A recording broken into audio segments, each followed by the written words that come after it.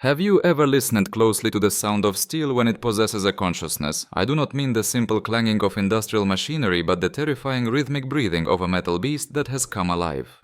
Picture the spring of the year 1942 on the blood-soaked outskirts of Sevastopol. The earth there was already trembling, exhausted by the relentless pounding of war, yet what happened next was something the ground itself had never experienced.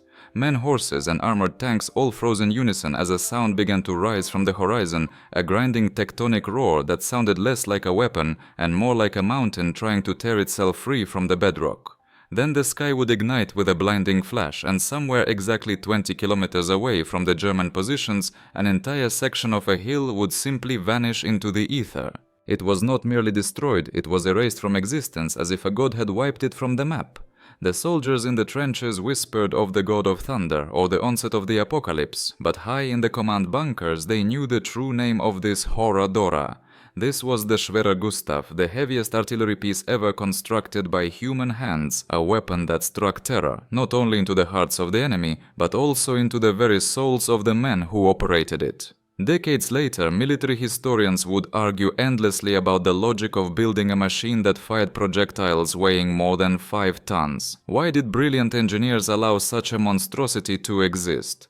But back in that spring of 1942, anyone standing in the shadow of that colossus felt only one emotion: primal fear. Dora was not just a piece of artillery, she was a volatile experiment that had spiraled catastrophically out of control. Deep within the dusty shelves of the Federal Archives, there still lies a dossier stamped with the highest level of secrecy, Geheime Kommandosache. The file is titled Schwerer Gustav Dora, Versuchsbatterie A. Scrawled in the margins in pencil is a chilling handwritten note: Zum nicht wiederholen, too powerful, do not repeat. Who wrote that warning?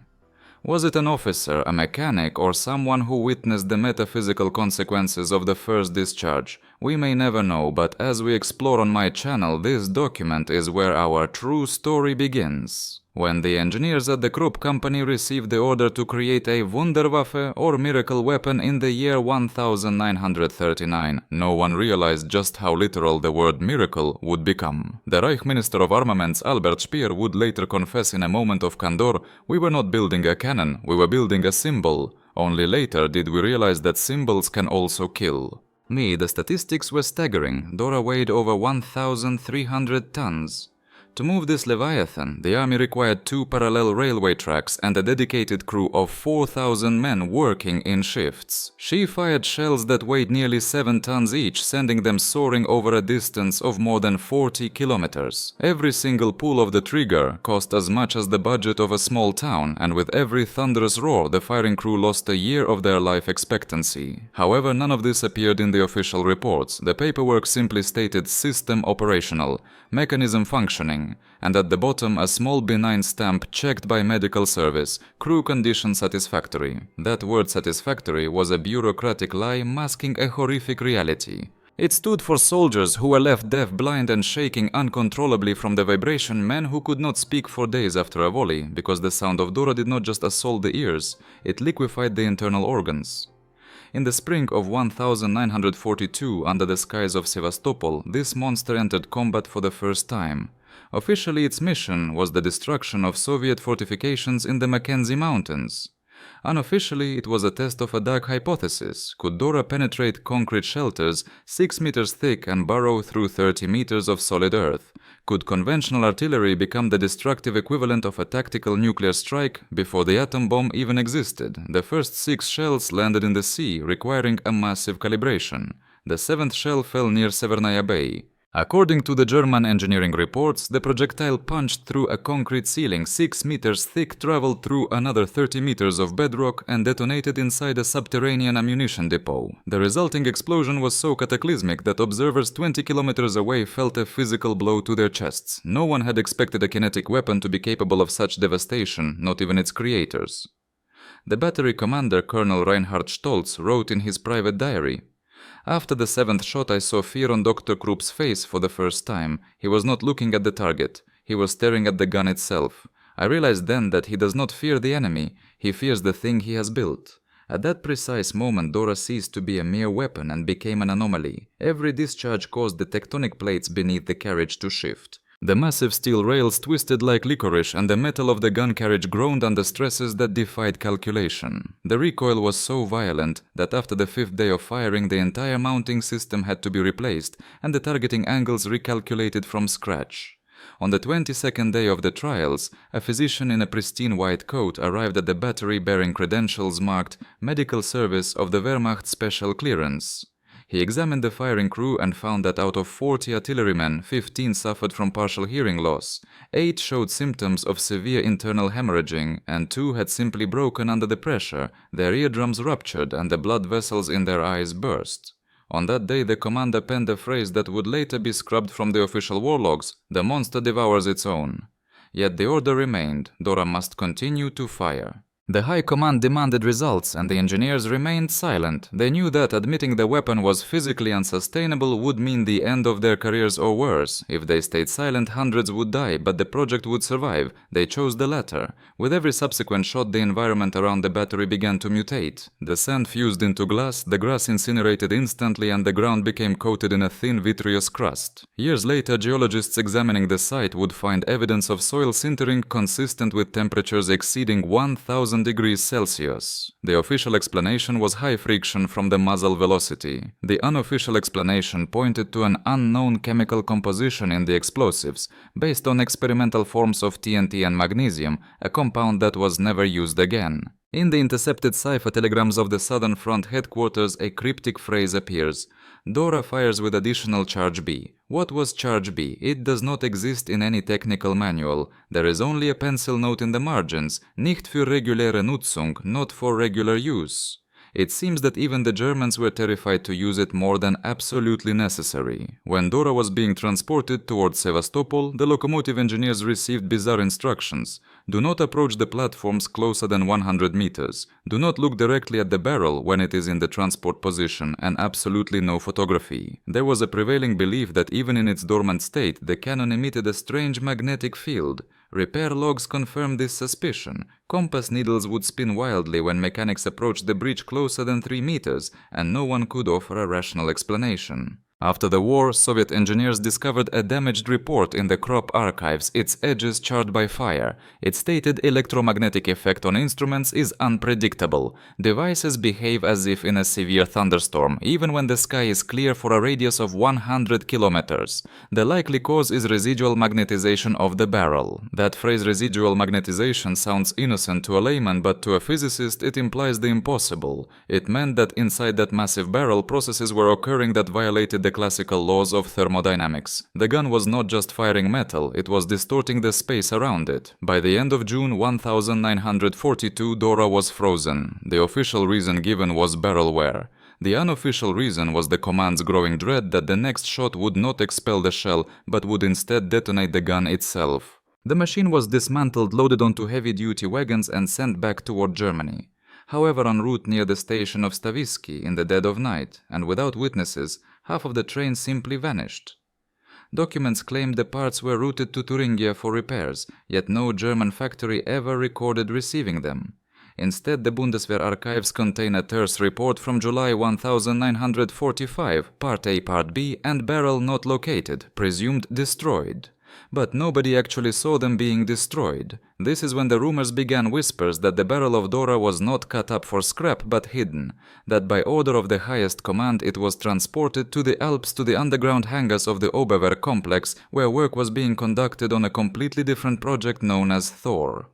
Rumors suggested that the steel remaining from Dora would later be used to plate the hulls of rockets in the A-series. 3 years after the war ended, while Soviet specialists were combing through captured German depots, they stumbled upon a strange cylindrical fragment coated in an unknown alloy. Stamped into the metal was the inscription Teil magnetisch aktiv, Part B, magnetically active. The fragment was immediately shipped to Moscow to the Scientific Research Institute No. 13 under the classification Top Priority. Since that day, it has never appeared in any public catalogue. Officially, it was lost during transport. Unofficially, this discovery marked the beginning of a new era of Soviet interest in super heavy artillery systems, only now they were referred to as deep impact projects. But what does deep impact truly mean? The answer to that question begins with another enigma. On a Soviet document from that era, a signature authorizes a study, analyze the experience of the Dora artillery complex from the perspective of the psychophysical effect on enemy personnel.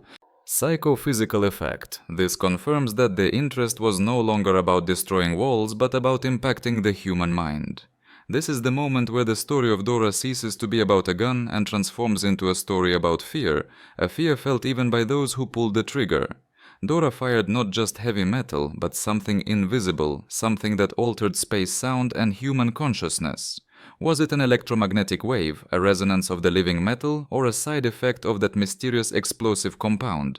None of the reports provide a definitive answer, yet they all conclude with the same ominous phrase, further research deemed inexpedient.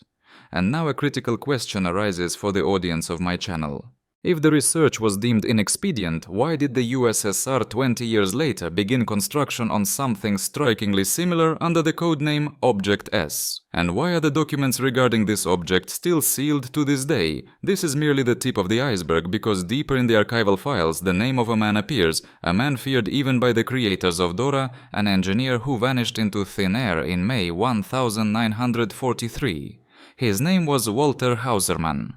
The final entry in his diary reads like a prophecy: if Dora speaks a second time, Germany will fall. What did he mean? Why did a cannon viewed by the world as a marvel of engineering suddenly become an object of mystical terror for its own inventors? And where did Hausermann go, taking a crucial portion of the blueprints with him? In the next part of this investigation, we will uncover the first Soviet reports, the interrogations of German prisoners of war, and the testimonies of those who claimed that Dora fired one more time, not at the enemy, but at her own creators. When Sevastopol finally fell, none of the Soviet officers knew exactly what they were looking for. In the archival dispatches of that summer, there is a peculiar instruction: pay special attention to oversized railway platforms. On one such platform, abandoned in a Crimean ravine known as the Inkerman Gully, a reconnaissance group led by Captain Golovin discovered a fragment of a steel pipe. The walls were nearly a meter thick. Inside there were traces of charred metal. Initially, they assumed it was part of an industrial boiler, but when an engineer applied a magnet to the surface, the needle did not merely deviate, it began to spin in a vortex. They realized then that this was not a boiler, it was the remnant of something far greater. Document number 98, signed by Colonel Rumyantsev, states, "The fragment possesses an unknown alloy structure. When heated to 1000 degrees Celsius, it shows no signs of melting. The surface reacts to electromagnetic waves. Decision sent sample to Moscow. Special delivery." This delivery became one of the most heavily guarded operations of the year 1943. The convoy was escorted by 12 soldiers of the NKVD, 2 of whom held a special G3 clearance. What this clearance entailed remains unclear, as no such category existed in the standard nomenclature of the time. In a photograph preserved in the Central Archive of the Ministry of Defense, the fragment is visible coated in a thin black film resembling graphite. However, chemists from Research Institute number 13 would later note that the film contained 0 carbon. It consisted of a substance for which there was no name at the time. In the reports, it was designated simply as Composition X-21. From this point on, the narrative of Dora shifts from the battlefield to the laboratory, because while studying the metal, scientists encountered a phenomenon they could not predict. The alloy created by the Germans behaved as if it were a living organism. When subjected to an electrical field, it altered its resistance, as if it were trying to communicate or respond. Physicist Pavel Kornilov, a participant in the experiments, wrote in his personal journals, "When the current was applied, the fragment shuddered as if it took a breath. The laboratory smelled of ozone, and the needle of the gauge hovered suspended between 0 and infinity." Officially, these observations never made it into the final reports, but a copy of an internal memo from Institute 13, dated October 1943, survived. It reads, "Manifestations of anomalous effects during sample excitation recorded. Continue research in the presence of representatives from the organs." The representatives arrived 3 days later. Among them was a man whose name has been redacted from every protocol. In photographs from that period, his face is obscured by shadow, but his signature remains: Major Engineer GRV. According to unverified data, he was the handler for the so-called Special Impact Group. The goal of this group was to determine if the principles behind Dora could be utilized not as artillery, but as a device for psychophysical suppression. This phrasing appears for the first time in a secret report from December 1943. It sounds dry and academic, but behind it lies pure dread. Researchers noted that during experiments with the fragment, several staff members complained of ringing in the ears, migraines, and short-term loss of spatial orientation. One technician fell into a catatonic state and spent 12 hours repeating a single word, Feuer, fire. Later it was discovered that he had never studied a word of German in his life. In those years, such incidents were classified as nervous exhaustion. However, if one pieces together the testimonies, the conclusion is inescapable: the fragment of Dora was actively affecting the human mind. There is no other explanation for why Institute 13 was suddenly closed to all outsiders and renamed Object C. On paper it looked like a standard reorganization.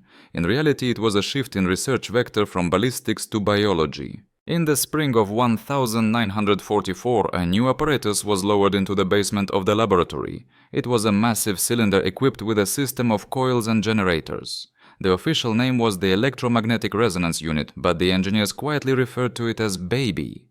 Baby weighed 40 tons and was built based on data extracted from captured German blueprints. Its trials began in May. During the third startup, electricity was cut off within a radius of 1 kilometer. The instruments failed to register the frequency of the field and the compasses of the guards on the watchtowers malfunctioned. All the needles turned in unison, pointing directly toward the cylinder. It was then, according to one version of events, that Walter Hausermann arrived in Moscow. The German engineer, who had vanished in 1943, suddenly appeared in a photograph at a Soviet airfield near Kuibyshev. In his hands he held a folder, the cover of which bore the inscription Project Rücklauf. No German archive contains any record of such a project. The translation is recoil or return. Coincidentally, this was exactly when Soviet physicists recorded a phenomenon they would later term the counter wave, where the energy of the installation returns to the source, amplifying itself in a loop. Report number 326 states, the field energy exceeds calculations by a factor of 2. The behavior of the substance is unstable. At the moment of the reverse phase, a thermal flash occurs accompanied by a low hum, perceived by the body as vibration. Continue observation in the presence of a physician. What happened next would remain a secret for many years. According to rumors discussed on my channel, one experiment ended in an explosion without fire. The entire room was coated in a fine dust, and the equipment was found melted from the inside out. The official papers contain only a brief entry, emergency incident not confirmed, no casualties. Yet from that day forward, 3 names vanished from the roster of employees. After the war, Object C was shuttered and the materials were classified. The fragment of Dora was hidden in a vault under the code Material D. 10 years later, in the 1950s, a new phase began, Project Berkut. By this time, no one was talking about cannons anymore. The laboratories were working with waves, resonances, and oscillations. And on the walls, right next to the complex mathematical formulas, someone had scrawled in chalk, Feuer darf nicht schlafen, the fire must not sleep. The writing was periodically erased, but the sentiment remained. Yet despite every attempt to bury it, the phenomenon refused to remain dead. It simply waited in the darkness to resurface. Years later, a witness from the technical maintenance crew would recall the chilling atmosphere of those nights. Sometimes, in the dead silence of the shift, we would hear a low, rhythmic rumble. It sounded exactly like a heavy freight train moving underground right beneath our feet, but there were no tunnels there and certainly no rails. The hum wasn't coming from outside, it was vibrating from inside the walls themselves. This phantom vibration would eventually become the subject of a rigorous and covert investigation in the 1960s, triggered when seismic monitors in the Moscow region began recording inexplicable spontaneous soil tremors within the immediate radius of the laboratory. The official commission was quick to write it off with a mundane explanation attributing the tremors to shifting underground aquifers. However, on the margins of that very classified document, an anonymous hand added a note in ink that changed everything, effect of Material 9. It was precisely during this period that the first detailed analysis of captured German testimonies from the war finally made their way into the top-secret reports. The German witnesses described a terrifying anomaly during the shelling of the Dora facility. They spoke of a sudden crushing pressure in their chests, as if the air itself had become denser than water. Soviet engineers reviewing these files saw this as the ultimate validation of their hypothesis regarding environmental resonance. If the Dora device was indeed capable of generating wave bursts that could physically alter the density of space, perhaps that was the key to understanding its mysterious disappearance. By the end of the 1960s, the original project team had disintegrated. Most of the participants either resigned or passed away, often under bizarre and unsettling circumstances: sudden massive heart attacks in young men, unexplained strokes, and fatal accidents involving collapses in mining shafts. The documents concerning Object S were sealed permanently. All that remained was a brief sterile report for the ministry stating that work on the Dora theme was recognized as complete, further development was deemed inexpedient, and all materials were destroyed. Yet in the archives there was no act of destruction, no signature verifying the disposal, just a chilling empty line on the paper. This bureaucratic void was the first crack in the official narrative, a crack that would burst open 20 years later. In the late 1980s, deep within a military storage facility in Bielorussia, personnel discovered a crate with absolutely no shipping markings. Inside rested a cylindrical fragment coated in a strange dark residue, accompanied by a metal plate stamped with the designation Tail B. It was the very component that had vanished into thin air in 1945. The fragment was immediately ordered to be transported to Moscow, but on the third day of the journey, the transport vehicle spontaneously burst into flames right inside the territory of the military unit. The fire was extinguished, but the metal of the cylinder refused to cool, radiating intense heat for another 24 hours. When it finally settled, the surface bore terrifying deformations, indentations that looked unmistakably like human handprints pushing outward from the inside, as if something trapped within the solid metal had been desperately trying to claw its way out. Following this horror, the materials were once again plunged into the depths of secrecy. The official journals carried only a brief dismissive note. An incident occurred during the transportation of scientific equipment, no casualties. However, an unofficial copy of the field report told a much different story. One of the soldiers standing guard claimed that he heard a voice not muffled but distinct emanating from within the sealed crate. He could not distinguish the words, but he was absolutely certain the source was inside the cylinder. From that moment on, the history of Dora came alive again, almost as if an unseen force was actively preventing it from being forgotten. This resurgence was confirmed a few years later when identical effects, the same distinct vibrations and the same low-frequency hum were recorded at a completely new facility, this time at a testing range near Semipalatinsk in Kazakhstan. The reports featured a familiar ominous phrasing: "Field resonance during testing resembles the effect of Material 9. The question of what happened to those who tried to peer inside the machine was never answered. Instead, it remained a looming question mark that would eventually transform into a trail of breadcrumbs for future investigators. In the early 1970s, several reports surfaced in the Soviet Union that, while appearing to be standard service documents, were in reality small explosive devices of truth. One such document was a dispatch from an engineer named Lev Markov to the head of the Research Institute's directorate. It begins with dry technical language. Based on the examination of the incoming batch of metal, anomalous oscillations are recorded at temperatures exceeding 40 degrees Celsius. But then the text takes a drastic turn, stepping away from bureaucratic protocol. Markov writes, "Request to consider transferring the research group to the jurisdiction of the Ministry of Defense. These phenomena go beyond the limits of civilian science." Signed Markov. A handwritten note scrawled at the top reads, "Send personally to Comrade Pavlov." Markov was not just some random technician. He was the man who had led the restoration of a metallurgical plant near Leningrad in the late 1940s. He knew how to talk to metal. When a man of his caliber wrote about an anomaly, it signified something far more profound than a mere oddity. His letters became the first precision tools used to pry open a door that was meant to stay shut forever. In 1973, at a laboratory in the Moscow region, then vaguely referred to as the Interdepartmental Center, a unique team was assembled from 3 leading institutes: physicists, materials scientists, and psychologists. Their new task was phrased as vaguely as it was dangerous: study of the influence of high-energy impulses on personnel behavior. But in their internal reports they used euphemisms, but the staff understood the language of specifics perfectly well. They were dealing with an influence that could not be measured merely in degrees or pascals. A telegram preserved in the archives reads, "Urgent important control sample needed. Send with permission of the Central Committee." No organization listed in that telegram had the authority to request such samples without direct political sanction. This meant the highest levels of power were now involved, and where power intervenes, a mystery ceases to be scientific and becomes a matter of state security. Olga Berezova was a technician working the night shift during this intense period. Her diary, discovered many years later in the drawer of an old wardrobe at her relative's home, serves as the most human and trivial source of all. She wrote, "On Monday they brought in another cylinder. It weighs a lot.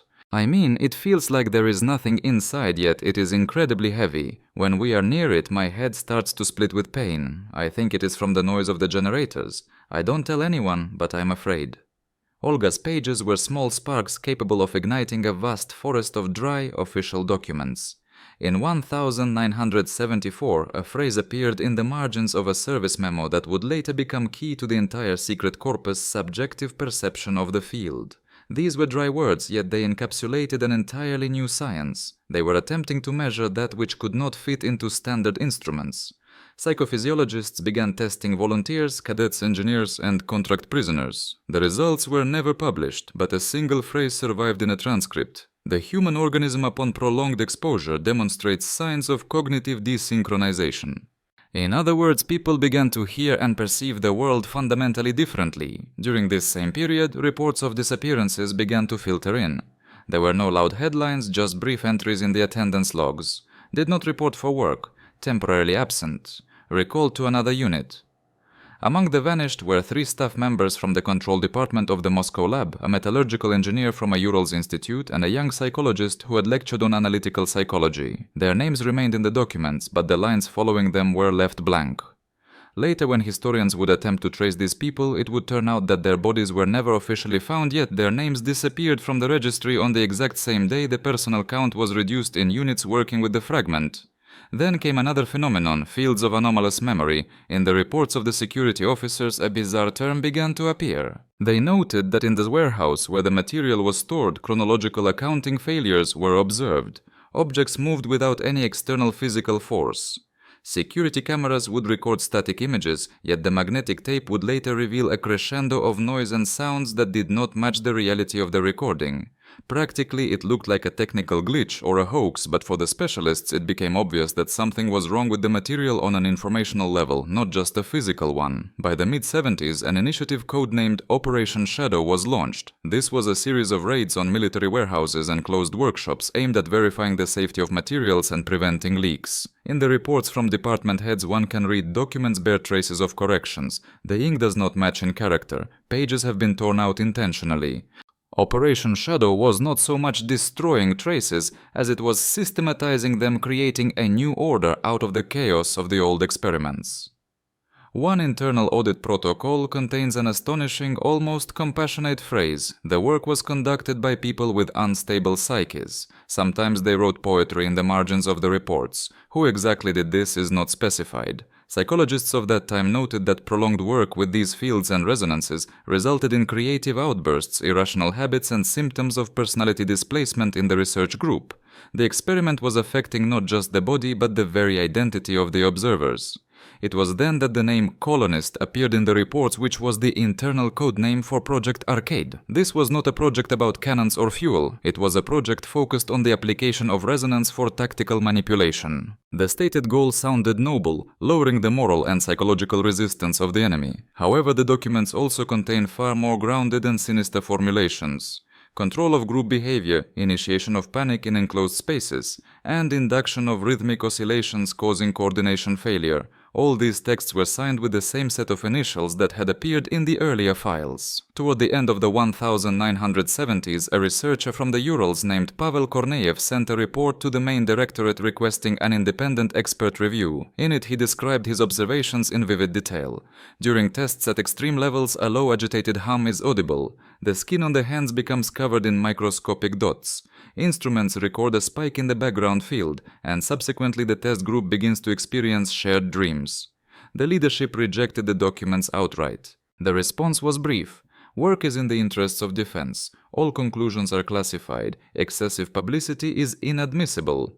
The 1980s brought a new wave. Projects were relocated to different geographical points, closed bases beyond the Urals, and laboratories in the polar regions. There, far from prying eyes, the experiments became massive in scale. One report from a center in the north describes the installation of a resonance arch, a structure 170 meters long powered by pulse generators of immense capacity. Officially, this was research into soil microstructure. Unofficially, it was a test to scale the effect over vast distances. A note in the margins reads, "The influence propagates in waves with an amplitude noticeable at a distance of up to 10 kilometers, followed by disappearance. At a remote base, a group of geophysicists vanished.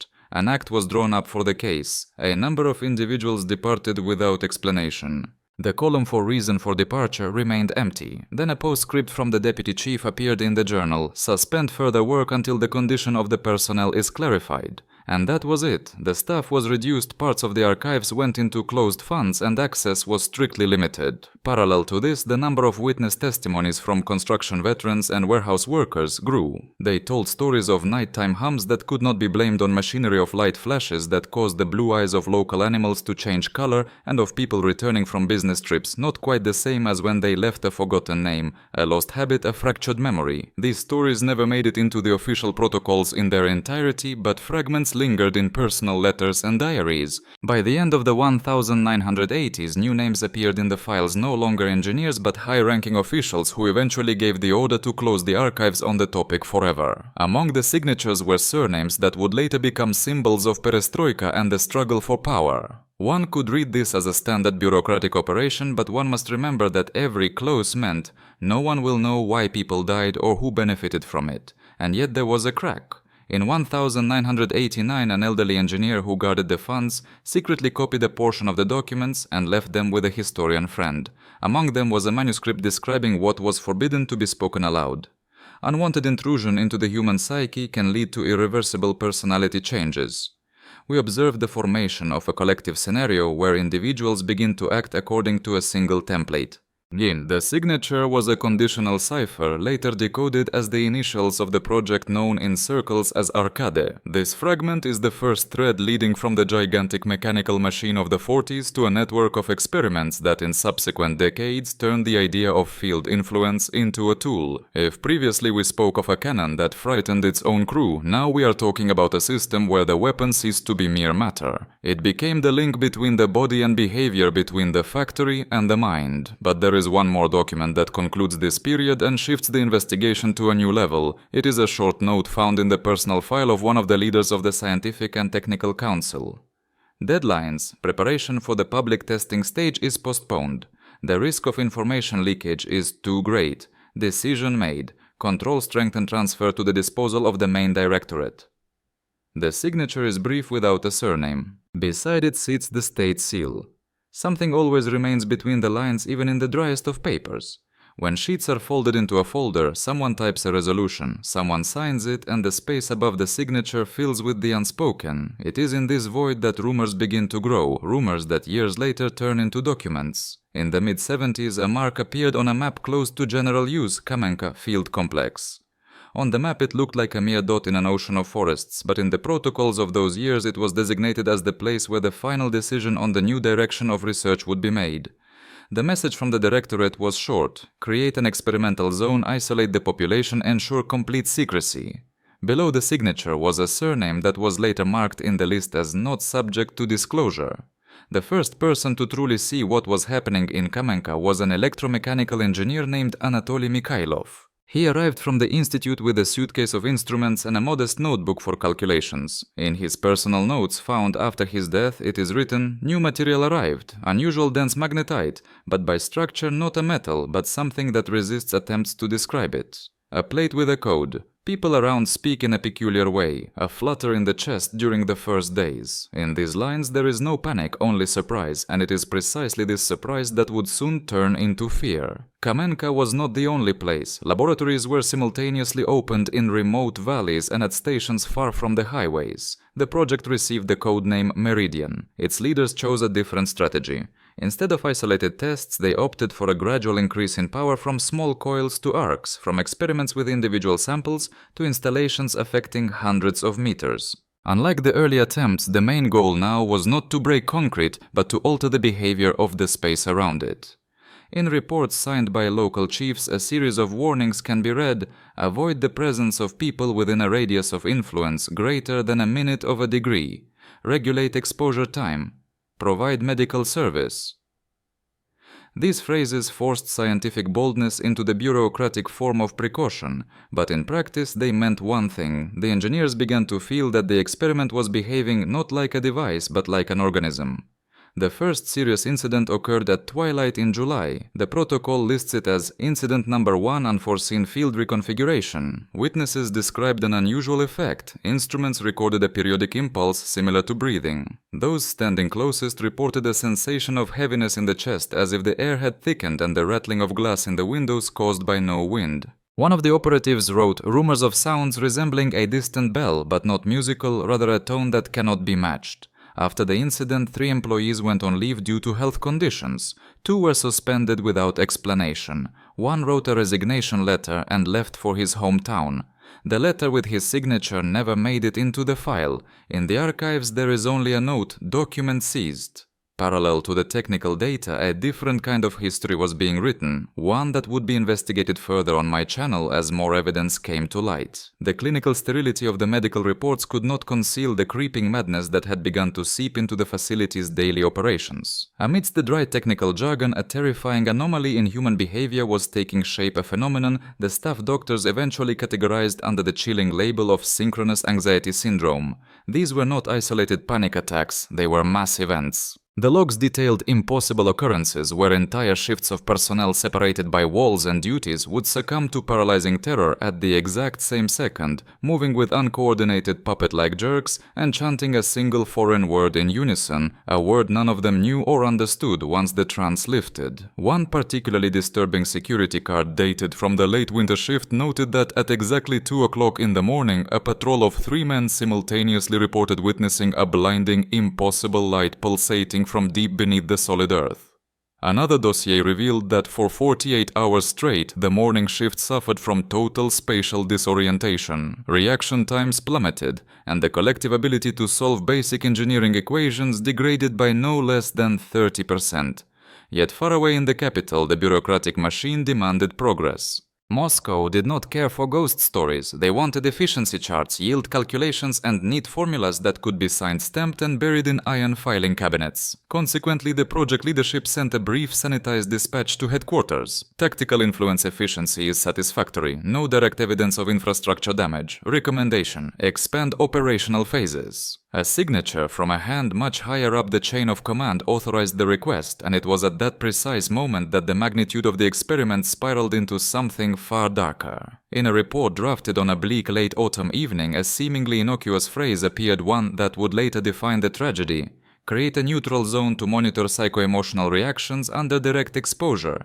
In practice, this was a cold-blooded contingency plan. It meant selecting human subjects, isolating them, and studying their degradation under conditions mimicking full operational capacity. Specialized observation stations were constructed for this purpose, including one hidden within a closed sanitary ward on the desolate fringe of the testing zone. Buried in the debris of these abandoned offices, my channel uncovered the questionnaire of one specific participant. He was 32 years old, possessed a higher technical education, and seemed perfectly stable prior to the tests. When asked to describe his physical sensations during exposure, his handwriting was shaky. First a slight tingling in the temples, then a total loss of connection with the body, as if my thoughts have been severed from my movements. Later interviews with his family revealed a haunting transformation. The man who returned to them had lost all interest in music, a former passion, and spent his days silently drawing concentric closed circles on scraps of paper. The psychologist's final entry on him was brutally short: personality restructuring partial, further regression probable. And as his dry observations conveyed a monstrous realization, the influence was no longer merely affecting physical biology, but was rewriting the architecture of human thought. This sparked a fierce internal war. The engineers saw a revolutionary tool, while the medical corps began to whisper treasonous warnings about total moral degradation and permanent psychic damage. The protocols of that era recorded the heated arguments. Work is conducted in the interests of national defense, the directors argued. We cannot test on living souls without ethical foundations, the doctors countered. But arguments led only to orders to secret meetings, and meetings to even more dangerous experiments. By the early 1980s, a new shadow emerged on the stage, a retired colonel named Viktor Vorontsov. His service record was a tapestry of redacted operations in special units and management of high-security projects. He was brought in with a singular grim task: assess the catastrophic risks and prepare a sanitation plan to purge the material from the field complex should the situation become untenable. In a report he dispatched to the main directorate, there is a handwritten marginal note that chills the blood. If harm is inevitable, it is better to define the zones of responsibility in advance. This was essentially a directive to prepare alibis for the moment the experiment broke its leash. But who had the authority to define such destruction? The papers remain silent. However, an audio tape from a classified meeting exists, saved only because an archivist accidentally left it in an overlooked trunk. On this magnetic reel the tension is palpable. One voice hisses, "We cannot allow disclosure." Another snaps back, "And we won't. The price is too high." A third voice, quiet but terrifyingly steady, outlines the lie. "Prepare versions for the public technological accident, human error, natural phenomenon. We will pretend we can explain it all." The recording ends in a burst of static. Following this meeting, the archival files show marks indicating that these cover-up scenarios were approved. Simultaneously, documents with red borders began appearing in the secret registry's signals of special control audits. Commissions from various ministries arrived indicating the panic had reached the highest political levels. Although the audit results were never published, a single copy of a conclusion was later unearthed. It stated, "Risk of information leakage is critical. Side effects on personnel are uncontainable. Recommendation: limit contact with material and revise the program." The signatures are smeared by time, dampness, but the seal of the Politburo is unmistakable. By this time, rumors were leaking to curious journalists, though my channel notes that nothing ever made it to print. A letter sent to a scientific journal remained forever in a desk drawer. I found a strange object at the warehouse. The people on it looked at me as if they recognized a friend. I was terrified and fled. The letter bore a stamp, "Received to study for evidence base, no publication." As the era of perestroika dawned, the dam protecting these secrets began to crack. Folklore from those who lived near the fields began to merge with the leaked data. Locals spoke of a low vibrating hum in the evenings. On the opposing hills, trees stood permanently bent as if by a gale, yet the air was dead calm. A crane operator once swore he saw perfect circles appear on the ground where the snow simply ceased to exist, melted by a heat that left no trace. Historians later used these myths to reconstruct the timeline, realizing that the project had evolved from a series of experiments into a self-replicating beast. New generations of engineers inherited the work as legends, rather than science finding torn pages and erased words in the drawers of their predecessors. Do not push to the limit. Control is essential. Leave no tracks. But tracks were left. By the late 1980s, disillusioned staff began acting independently. Some hid documents in caches. Others fled to different industries to forget. One man, known only by the initials BN, chose a different path. He covertly photographed the archives, smuggling the film to a contact in a library. That film lay dormant for years until it reached someone capable of reading between the lines. We are now approaching the moment when these fragmented truths would be exposed to the world not as a clear picture, but as a mosaic of ink stains and torn edges. The question that remained unanswered was, who decided the experiments should continue rather than end? The answer lay not with the machines, but with the men who viewed decisions as sentences. When the archives were cracked open in the 1990s, researchers were stunned to find the structure was still breathing. The folders smelled of oil dust and metallic ozone. Some covers bore only numbers, Case 47F and 14K. Inside, terrifying notations were found. Auditory hallucinations coincide across multiple subjects. Do not include in general report. These were discovered during the massive audit of 1992. One young archivist later confessed to my channel, "We thought it was boring technical data until we read the word Dora. Then the atmosphere changed." Names were redacted, but the handwriting of Colonel Vorontsov was identifiable. Though officially listed as deceased from a heart attack in 1986, the documents suggested he had vanished during a mission to the Kopeisk testing ground. The papers described Stage G3, a final attempt to activate the residual field of the material stored for decades. The Kopeisk site, officially a warehouse, concealed a ventilation tunnel that was in reality a kilometer-long laboratory built from the scavenged remains of Project Meridian. There, in January of 1986, they activated the energy phase resonator. The logbook of the duty engineer Sadov reads, "Cycle start 0 hours 2 minutes. Temperature stable. 30 seconds later, a vibration that did not register on sensors began to shake the very air." A grey-green luminescence seeped from the machinery. Staff reported their skin felt as if it were burning with cold fire. 10 minutes later, communications died. The radio frequencies screamed with short rhythmic pulses resembling Morse code, a signal decoded as Feuer, the same signal recorded by a German technician 40 years prior. The tunnel was sealed an hour later.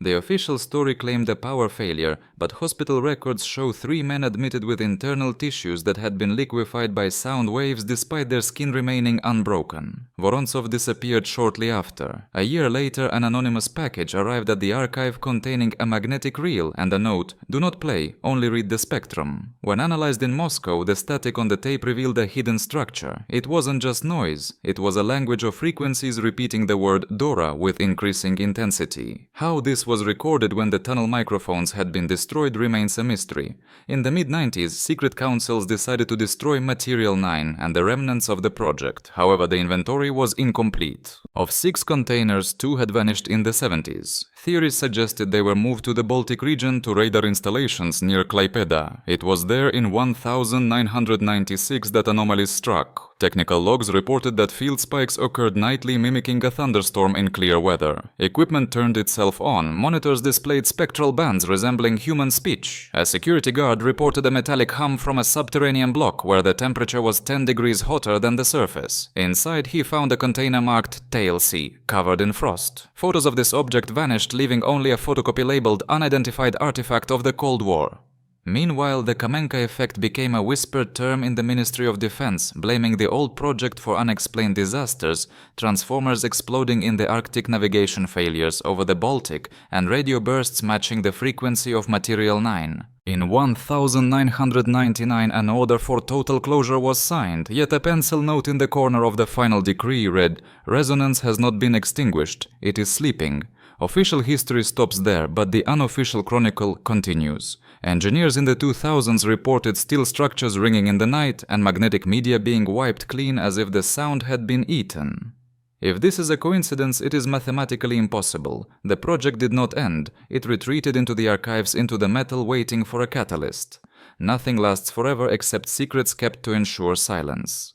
In the late 90s, an archival employee stumbled upon a wooden crate in a dusty basement hidden behind stacks of unrelated paperwork.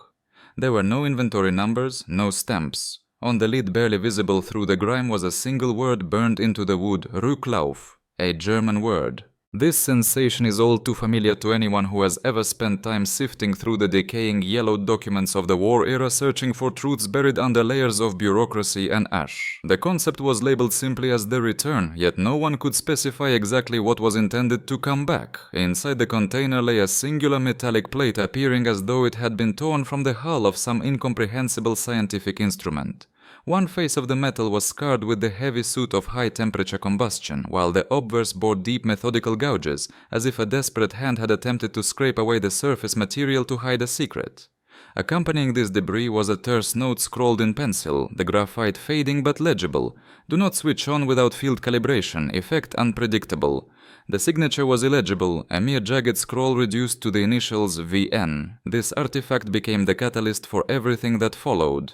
Within a week, 3 stern-faced agents from the Committee on Technical Heritage arrived at the storage facility. They seized the find, drafted a confiscation act, and issued strict orders that the incident was never to be mentioned again. However, their intervention came too late. The archivist who had processed the item had already taken a high-resolution photograph before the transfer, and crucially had printed a physical copy to keep hidden in his personal quarters.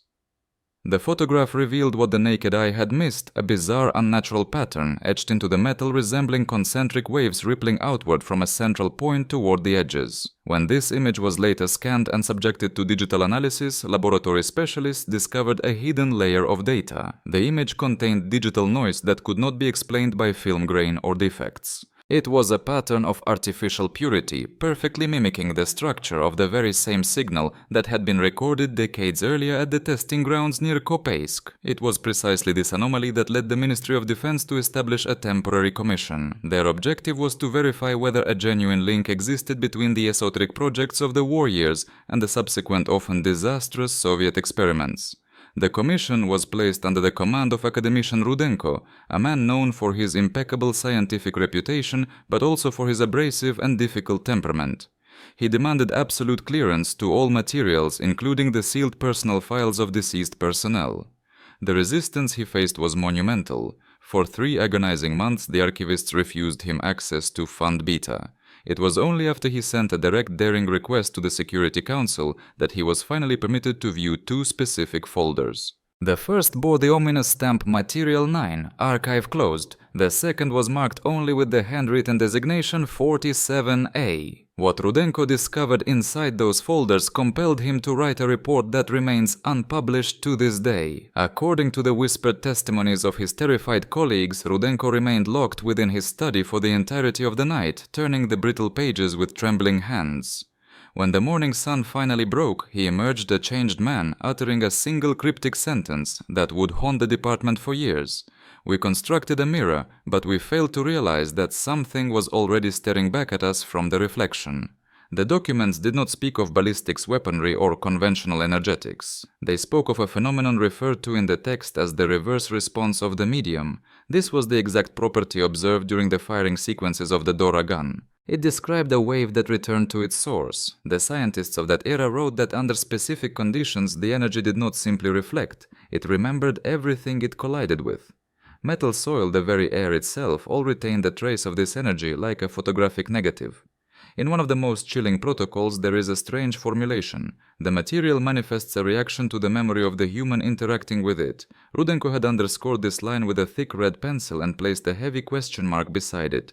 What could a reaction to memory possibly mean? There was no official answer, but a handwritten note in the margins offered a clue. Subject reported seeing a location where he had never been.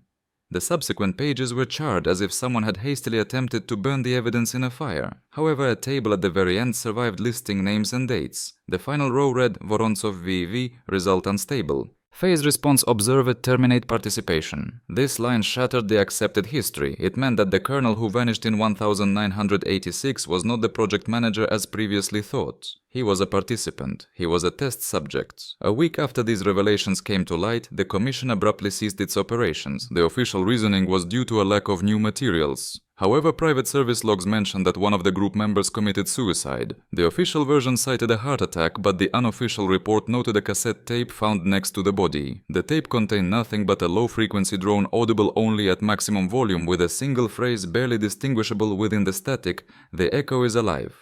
In the spring of 1998, academician Rudenko vanished. His vehicle was discovered abandoned on a highway in the Tula region bearing no signs of a collision. The doors were locked from the inside and the keys were still in the ignition. In the glove compartment lay an envelope addressed "for internal use only." Inside was a map with markings scattered across the entire territory of the former USSR. Points connected by sharp lines formed a perfect spiral with the center located in Crimea. Beneath it was the caption, "Resonance network reverse wave stabilized." No one fully understood what he intended to convey, but those who viewed the document claimed that the lines on the schematic coincided perfectly with the locations where components of the Dora had been discovered over the years: Inkerman, the Moscow region, the Urals and the Baltics. It appeared as though someone or something was attempting to link these disparate geographies into a single unified system. Several months later, a military laboratory in Novosibirsk recorded an anomalous surge in the electromagnetic field. The source could not be triangulated and the equipment remained undamaged, yet the observation log noted a disturbing entry: momentary alteration of compass needle direction. Noise level corresponds to frequency 41 Hz. It was on this precise frequency that the Meridian installations had operated half a century prior. Orders eventually arrived from Moscow to purge all data, but copies had already been secured. When scientists compared the spectrum of the Novosibirsk signal with the archival recordings from the 1940s, the match was nearly absolute. The deviation was a mere 0.2 Hz. This signified only one thing: the signal had not faded away. It had repeated itself after 50 years of silence. At this juncture, the official documentation abruptly ends, but another narrative exists hidden not in reports but in personal correspondence. These are the letters of a technician named Kuznetsov who was stationed at the underground facility, North 7. He wrote to his wife, "It is strange here. We live without clocks yet. Every evening we hear a low sound as if a heavy train is passing directly beneath the earth. No one knows where it originates. Sometimes the lamps flicker and die, but not from a power failure. It is as if they are listening to this sound. When the volume increases, the air becomes dense, thick like water, and then everything falls silent. We are forbidden to speak of it, but I feel that this sound knows us by names. This letter was dated March 1999. A week later, the North 7 facility was permanently closed. The cited reason was exhaustion of equipment resources. Kuznetsov was never heard from again. The climax of this twisting history is not found in a single date or a specific event. It lies in the dawning realization that the Dora was never merely a weapon of war. It was an attempt to interact with the very matter of space with its memory and with its reverse breath. When the German engineers claimed that Dora fired more than just shells, they perhaps understood that they were unleashing not just metal, but an energy that returns like an echo that waits decades to answer. Since then, this resonance has surfaced again and again in the metal, in the stone, in radio signals, and in the terrified whispers of men who watched compass needles spin of their own accord. And perhaps at some inevitable moment it will align once more with the frequencies that originally awakened the monster. When that happens, no one will have time to comprehend whether it is beginning again or if it simply never ended. The conclusion of an investigation rarely resembles a door being locked with a key. More often it feels like a corridor stripped of light where a rising whisper compels you to walk faster. In the final months of the 90s, several government agencies simultaneously received identical letters with no return address written on thin translucent paper with identical spelling errors. The text was stark: return what you took, otherwise it will take it back. There were no signatures and no demands for money, only those words. The letters were registered as provocations, but copies found their way into the working folders of those who remembered the old stories. The word back was the key to the entire mystery. One of the letters contained an attachment, a sheet of tracing paper marked with circles and coordinates. On the reverse side, a hand not belonging to the author had written, "Excitation map." When this tracing paper was overlaid onto a topographical plan, the circles aligned perfectly with zones where anomalies had been recorded over the years: Crimea, Moscow, the Urals, the Baltics, Kazakhstan. The spread seemed random at first glance, but the lines intersected. In the center of one geometric figure lay a defunct railway hub. On the schematic, a straight line led to this hub from a label reading Tail C. There was not a single document in the archive where Tail C was mentioned officially. The only reference was that surviving photograph of the container with the blue hue. A decision was made to inspect the hub. The mission was disguised as a routine property inventory. 2 engineers and an archivist descended into a brick-lined chamber beneath the abandoned platform. No one had walked there for a very long time. The steps were buried in ash and their feet sank into the dust.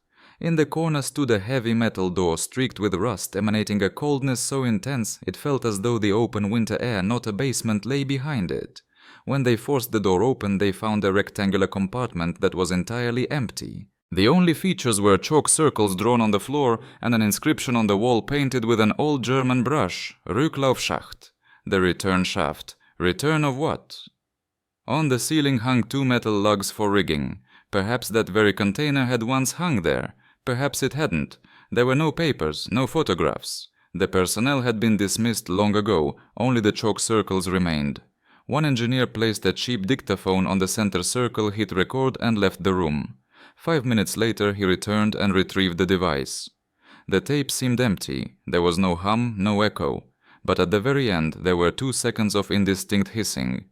When the recording was processed through a spectral analyzer, the lines formed a familiar, terrifying pattern, uniform peaks separated by pauses, and between them a silence where speech should have been. "This is not noise," the archivist said, his voice trembling. "This is an indication of absence." He tried to make it sound like a joke but failed. Indication of absence became the most precise definition of those final years. Following this inspection, the order came to permanently seal the hub. But in this world, close does not mean destroy. Instead of explosives, they sent a new reinforced door and heavier locks. On the handover sheet, someone had scrawled, "If it comes back, let it knock." That winter, the engineer who had visited the shaft began writing short, disjointed notes, much like the cleaner Olga had years prior. "Sometimes it seems the metal wants to go back to where it was. If I bring my hand close to the plate with the scratches, my fingers freeze as if in frost even though the room is warm." The need for sweet tea and cotton swabs returned. Sweet tea became a stubborn recurring motif, a password of sorts. It symbolized simple human defense in a place where powerful systems were impotent. The final bureaucratic gestures were routine. A cover story was generated for external consumption, German super-heavy artillery engineering error, tactical inefficiency, symbolic propaganda. Historians writing for the public accepted these limits: tonnage, barrel length, range, cost, shot count. It was all factually correct, yet completely missed the essence. The essence lay in the memories of the soldiers and the background radiation of heaviness in the striking similarity of stories from people who had never met. They all spoke the same words. It went quiet, the airside, the pressure crushed us. Such logic is difficult to place on a museum placard. Just before the topic was closed, one analyst compiled a final summary. It contained 3 conclusions addressed strictly for internal use and marked "Do not publish." First, DORA as a system creates short-term areas of altered acoustic pressure that influence human behavior. Second, attempts to reproduce the effect without the gun lead to analogous phenomena at lower power levels. Third, metal and objects located in the zone demonstrate properties of so-called residual memory. At the bottom was a handwritten bridge, and this is the most crucial detail: there was no signature and no stamp. The page was removed and placed in a different envelope. The final steps were taken in silence. The metal plate with the concentric scratches was transported away in the dead of night under heavy rain. The truck driver did not know what he was carrying. The vehicle passed through 3 checkpoints. At the second post, the guard wrote in his log, "Transport, no odors, floor vibration detected." At the third post, everything was calm. Only 8 kilometers remained to the base. There they were supposed to sign the disposal act, but in the base's logbook the line remains blank. Then a new page begins with the next day's date, and that is all. That is exactly what a true resolution looks like, not a period, but a void. As I have discussed in similar investigations on my channel, the most disturbing stories are the ones that simply stop being recorded.